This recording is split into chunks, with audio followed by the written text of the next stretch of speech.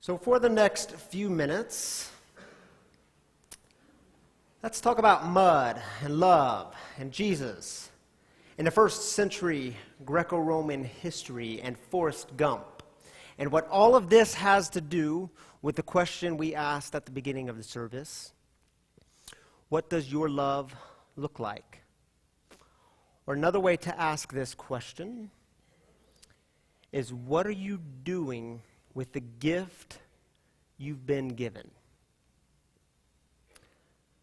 So a while back, I was at breakfast with a friend of mine, and this friend is also in recovery, also working a 12 Steps program, has been for nearly a decade. And in the middle of our conversation at breakfast, he says to me, "Ryan, have you ever seen Forrest Gump?" And I say, "Yeah, why?" And he says, "Well, do you remember the scene where Forrest is running into the jungle, running through the mud and the mess, and he's looking for his best friend Bubba? And as he's running in, he encounters a man who's lying there wounded. And so Forrest, he picks him up and puts him over his shoulder. And because Forrest knows the way out, he carries him to a better place, a place where healing and restoration is actually possible. And he lays the guy down and he goes back in, through the jungle, through the mud and the mess, looking for his best friend Bubba. And as he does, it happens again. He sees a wounded man suffering, lying on the ground. And so he picks this guy up, puts him on his shoulder. And Forrest knows the way out, so he walks to a better place, a place where healing and restoration is possible. And he lays him down, and he goes back in again through the mud and the mess. And he encounters someone else. And it happens again and again and again until he finds Bubba. And as my friend is reiterating this scene to me, I'm thinking to myself, now I didn't voice this, but I was certainly thinking it. Oh, I get where he's going with this. Oh, I know what he's doing here. See, he needs to know I'm good. I'm good. I've experienced healing. I've experienced that gift. I'm good. Oh, and what he needs to know here is I'm in ministry. And so I can just kind of stand up here and point people in the right direction. I can say healing's that way. Restoration, it's that way. A better path, a better life, it's that way. And he ends his story with telling me, we in recovery, we go into the jungle. We go through the mud. And we walk with them. We journey with those who are still suffering. Because we've been given a gift, we know the way out. And he said, that's who we are. Essentially, what he was saying to me was, Ryan, you've been given a gift, right? Mm-hmm. What are you doing with the gift you've been given? Because you know you can't truly keep the gift unless you give it away. And now here's the thing about defining moments in our life. If I were to sit with you and ask you to describe to me, to tell me about the 3 or 4 most defining moments in your life, most of you would go to the hard places. It would be moments that involved a little bit of pain and suffering and struggle. Most of you would go there if we were in an honest setting, right? It would be stories about, well, that divorce that I went through. Or that particular loss, that loss of an identity, or that loss of a job, or that loss of a loved one. Or it'd be that bankruptcy we went through. You know, it was stunning to me. My wife, Tammy, and I, we led a marriage retreat, a couples retreat a couple of weeks ago. And the story was the same. Same story. When the couples were talking about the defining moments in their marriage, the defining moments in their relationship, it was always the same. It was moments of struggle. And sometimes celebratory moments were connected to these moments of struggle. But it was always those moments of hard times, of overcoming something, of walking through the mud together. It's never the story of that 7-day Caribbean cruise. You know what I mean?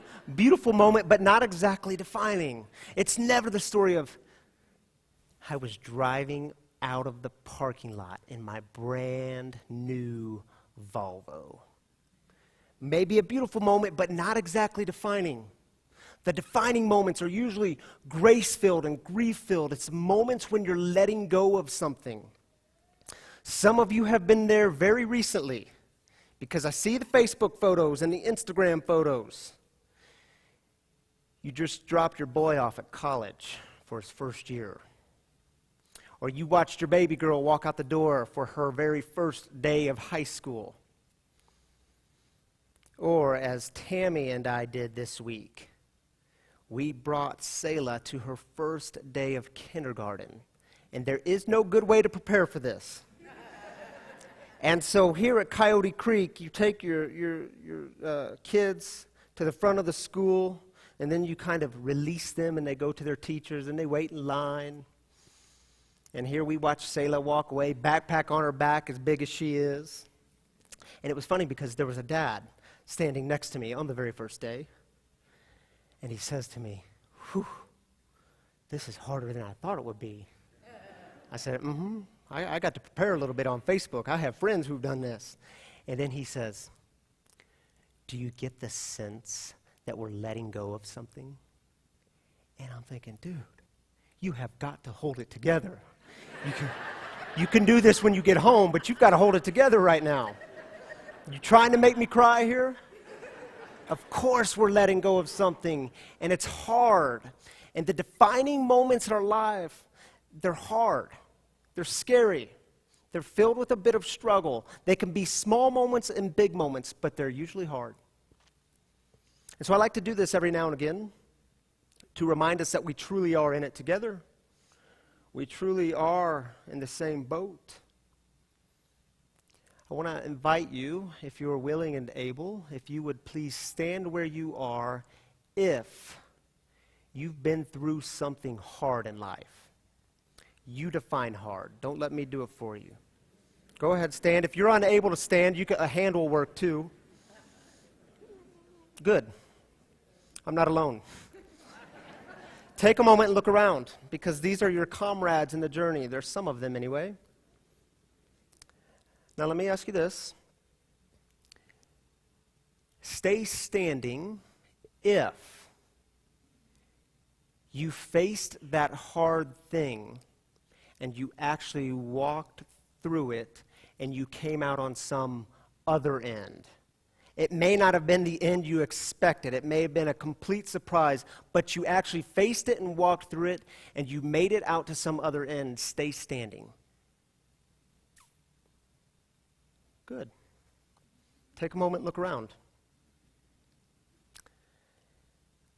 Yeah, we've been given a gift, haven't we?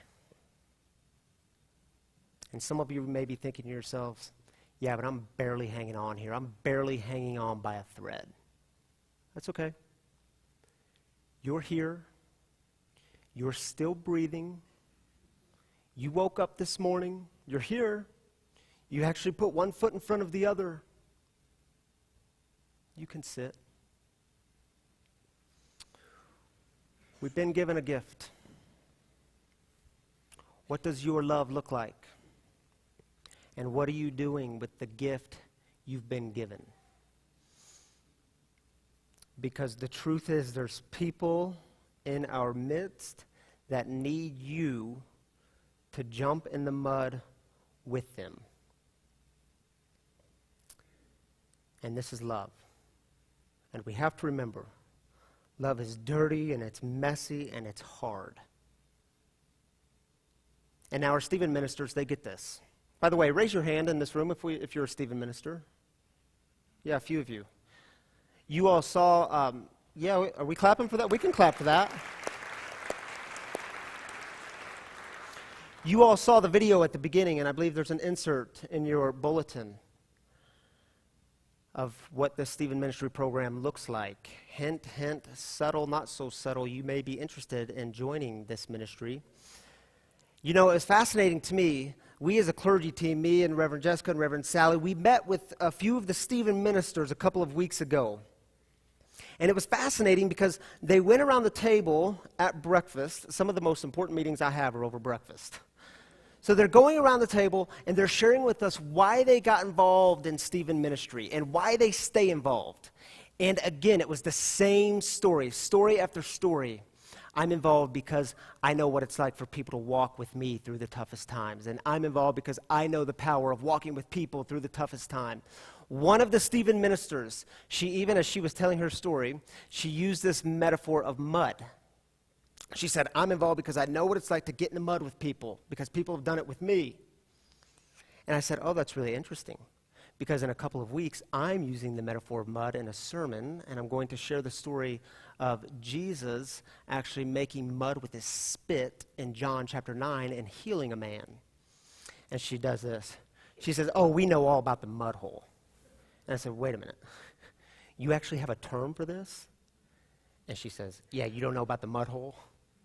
Excuse me, I don't know about the mud hole. And so she's telling me about the mud hole, and then the next day, I have a stack of papers in my box, and it was all about the mud hole, and it had this diagram in it. If we could show this diagram. And I thought, this is so cool because it's so simple and so easy and practical and beautiful, and I like simple.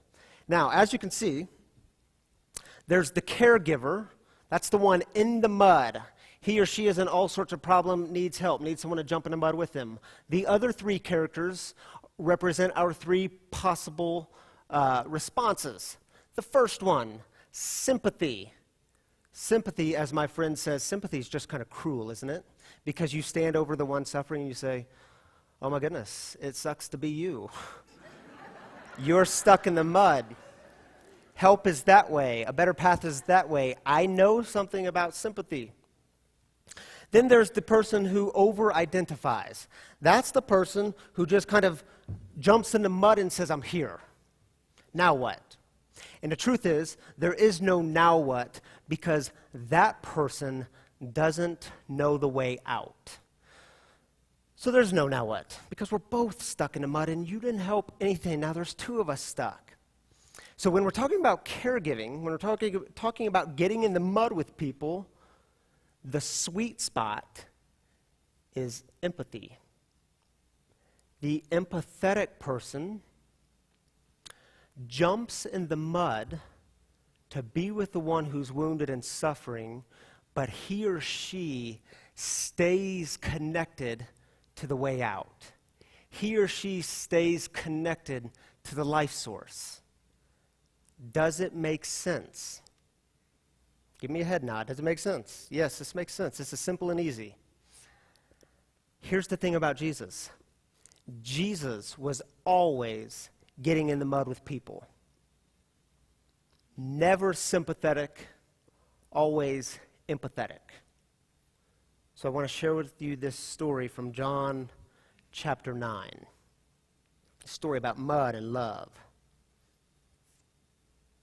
As Jesus walked along, he saw a man blind from birth. His disciples asked him, Rabbi, who sinned, this man or his parents, that he was born blind? And Jesus answered, neither this man nor his parents sinned. He was born blind so that the works of God might be revealed in him. And we must work the works of him who sent me while it's day, because night is coming when no one can work. As long as I'm in the world, I'm the light of the world. And when he had said this, he spat on the ground and made mud with the saliva and spread the mud on the man's eyes, saying to him, go wash in the pool of Siloam, which means sent. Then he went and washed and came back able to see. The neighbors and those who had seen him before as a beggar began to ask, is this not the man who used to sit and beg? Some were saying, it is he. Others were saying, no, but it's someone like him. And this verse is funny. If you don't laugh, you don't have humor. He kept saying, I'm the man. I'm the man. But they kept asking him, then how were your eyes opened? He answered, the man called Jesus made mud, spread it on my eyes, and said to me, go to Siloam and wash. Then I went, washed, and received my sight. Interesting story, isn't it? The disciples, the ones who are closest to Jesus, they are the ones asking all the wrong questions. And it's almost like Jesus responds to them in this story and says, really? Seriously, that's the way you're going to roll? Oh, I get it. You need someone to blame for this. Oh, you need some stones to throw. You need some stones to throw. Oh, okay, so this is your way of keeping distance. So you don't actually have to get in the mud with this man, do you? As long as you keep asking your questions, you don't actually have to go there, do you? Another interesting note. Whenever the early Christians told stories about Jesus, they often did so with this as the backdrop. Jesus is Lord, not Caesar. Caesar, first century Roman emperor. Jesus is sent from God, not Caesar. So I want to share with you another story that will help make sense of this story. Remember, Jesus and the early followers living in the world of the first century Roman Empire.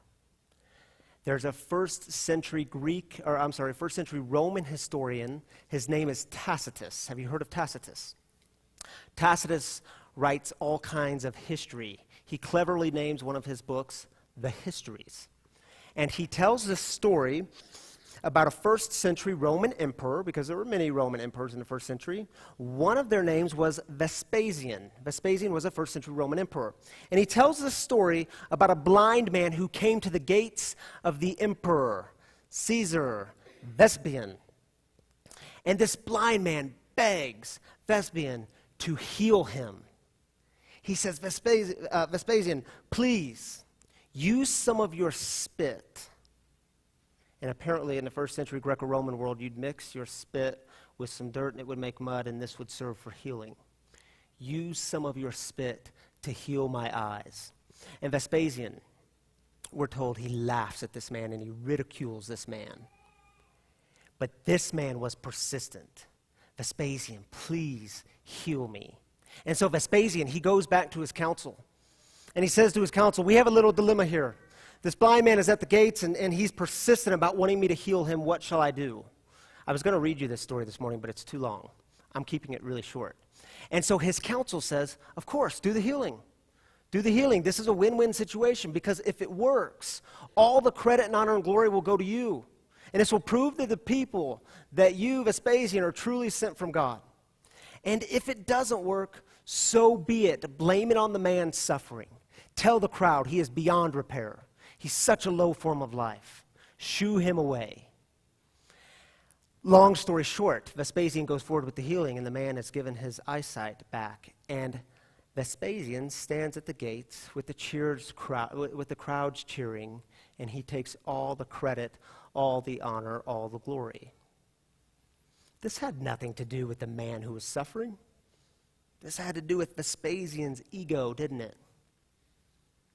Compare that story with the story in John's Gospel of Jesus spitting in some dirt, making mud, rubbing it in this man's eyes, and saying to him, go to Siloam, go wash, because there you will find healing. You know what Jesus doesn't do? He doesn't stand there and gloat. Oh, look at me. Everyone look at me. You know what he doesn't do? He doesn't say to that guy, now I want you to go wash, and then I want you to come back and tell me how great I am. That's what I need you to worship me now. And go tell others about how great I am. Now, in fact, at the end of the story, they're looking for Jesus, and Jesus is nowhere to be found, because it wasn't about him. It was about the suffering in his midst. What does Jesus say?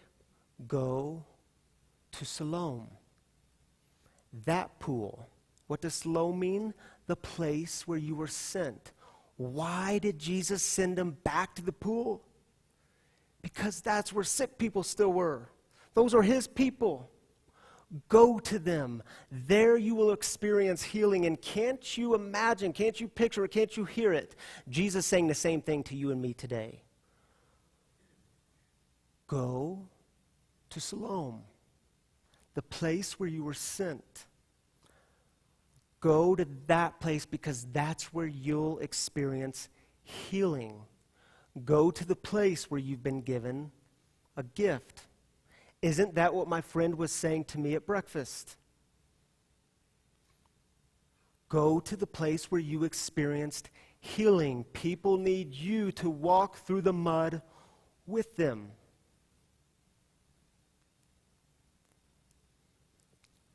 Where's your Siloam? Where's the place where you experienced healing? Small ways, big ways. Who are the people that need you to jump in the mud with them, to journey with them? Because the truth is, and you know this if you've been there, your healing, your wholeness, your well-being is connected to their healing, their wholeness, their well-being. Who are those people? Because that's love. And remember, love is hard and messy and dirty. And in our world, what does love start with? It starts with mud. It starts with making mud. Here's the scene my friend was sharing with me from Forrest Gump. Take a look. So I want to invite you for just a moment to close your eyes. And as you do, recall, remember, and reflect upon those people who jumped in the mud with you.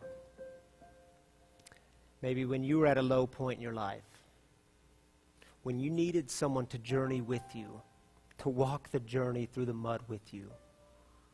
Who were those people? Who are they?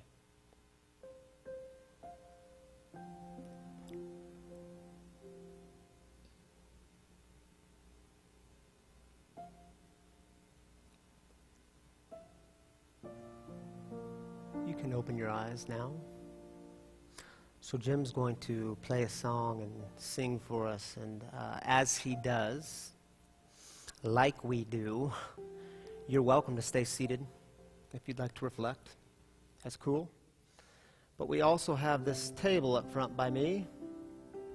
It's got dirt in it in one of these bowls. Good old-fashioned dirt. And see, the thing is, when you mix dirt with water, it makes mud. If you'd like to move and grab a little handful of dirt and place it in the water, I invite you to do so. And if enough people do it, we actually make mud together. Why do we do this? Because it's who we are as Christians, as followers of Jesus. It's who we are. What are you doing with the gift you've been given?